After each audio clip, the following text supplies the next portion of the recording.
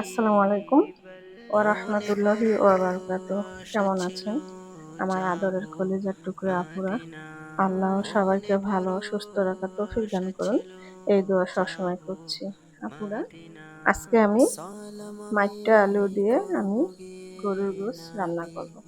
তো আমি এখানে দেখতে পাচ্ছেন ভিডিওতে আমি গরুর গোশত ধুয়ে পরিষ্কার করে নিয়েছি এবং আমি মাইট্টা আলু কেটে পিস পিস করে আমি ধুয়ে পরিষ্কার করে নিয়েছি। তো আমি একটু আপনাদের ক্যামেরা দেখাচ্ছি। এই দেখুন, এটা আমাদের নিজেদের মানে বুনানো, আমরা নিজেরাই এটা বাড়ির, এটা আমাদের মাইট্টা আলু। তো এই মাইট্টা আলু দিয়ে আজকে আমি গরুর গোশত রান্না করব। ভিডিওটি শুরু থেকে শেষ পর্যন্ত দেখতে থাকুন ও সঙ্গে থাকুন। আপুরা, আমি কড়াইতে পেঁয়াজ ও একটা তেজপাতা 2 ভাগ করে আমি দিয়েছি। এবারে চুলাটা অন করে দেব। বিসমিল্লাহির রহমানির রহিম। চুলাটা অন করে দিলাম।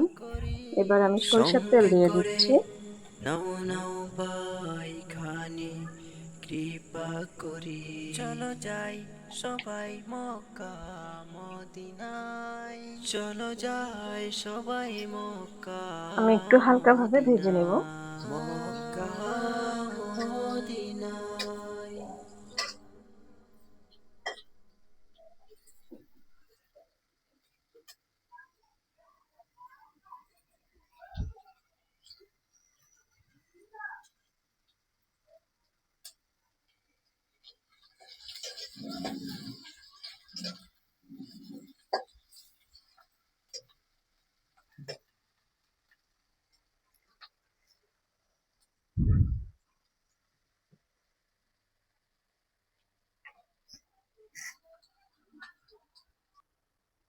পুরা আমি হালকা করে ভেজে নিলাম। এবার আমি আদা রসুন বাটা দিয়ে দিচ্ছি। আদা রসুনটা একটু ভেজে নিতে হবে, না হলে ভেজে না নিলে তরকারি আদা রসুন একটা গ্যাস করবে, এর জন্য আমি দিচ্ছি ভেজে।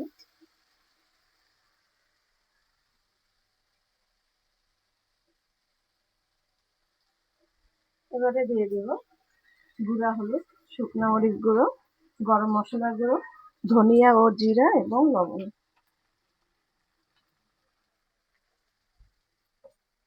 আমি সামান্য পরিমাণ একটু পানি দিয়ে মশলাগুলো কষিয়ে নেব।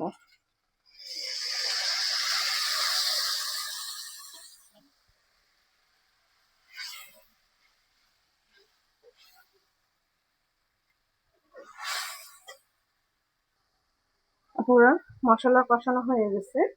এবার আমি গরুর গোশতগুলো দিয়ে দেব।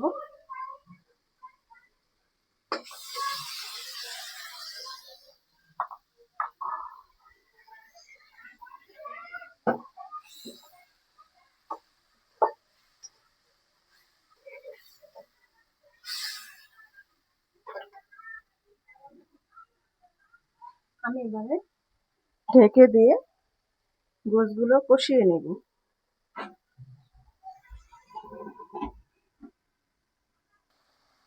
আপুরা, গোশত আমি কষিয়ে নিলাম।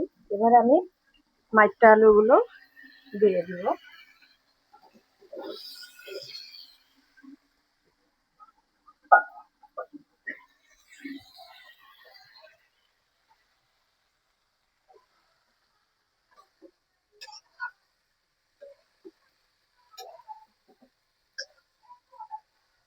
আমি ভালো করে একটু নাড়াচাড়া করে দিলাম তরকারিটা। এবার আমি ঢেকে দিয়ে আবারও আমি কষিয়ে নেব।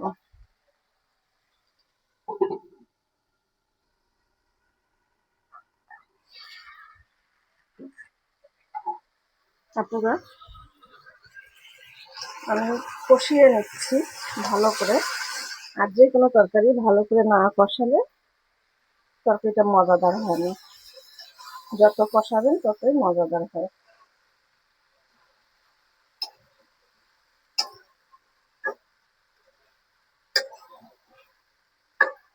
তো আমি আবারও ঢেকে দিব। আমি এখনো কোনো পানি অ্যাড করব না, আগে ভালো করে কষিয়ে নেব।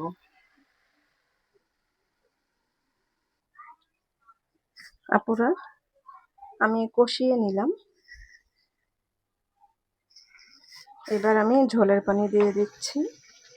আপুরা, অনেক মজাদার হয়েছে তরকারিটা। তো এই মাইট্টা আলু কিন্তু বাজারেও কিনতে পাওয়া যায়, তবে অনেক সতর্ক করে দিচ্ছি, কারণ এক মাইট্টা আলু কিন্তু দুই রকমের হয়, একটা হচ্ছে লাল, একটা হচ্ছে সাদা। তো আপনারা লাল আলুটা ভুলেও কিনতে যাবেন না, ওটা তিতা আর কষ লাগবে। আর সাদা আলুটা নিলে অনেক মজাদার, টেস্টি। একবার হলেও আপনারা এইভাবে গরুর গোশের চর্বি, হাড় অথবা গোশ দিয়ে রান্না করে খেয়ে দেখুন, অনেক মজাদার হবে। তারপরে আমি এবার বলক উঠিয়ে আমি নামিয়ে নিব। আপুরা, হয়ে গেল গরুর গোশ দিয়ে মাইট্টা আলু রান্না। তো তরকারিটি কেমন লেগেছে আপনাদের কাছে, রান্নার ভিডিওটি অবশ্যই কমেন্ট করে জানাবেন। আপুরা, লাইক দিন, বেশি বেশি করে শেয়ার করুন। দোয়া চাই। ছোট্ট রান্নাঘর চ্যানেলটিকে সাবস্ক্রাইব করতে একদমই ভুলবেন না। যারা নতুন আপুরা দেখছেন, পাশে বেল বাটনটি ক্লিক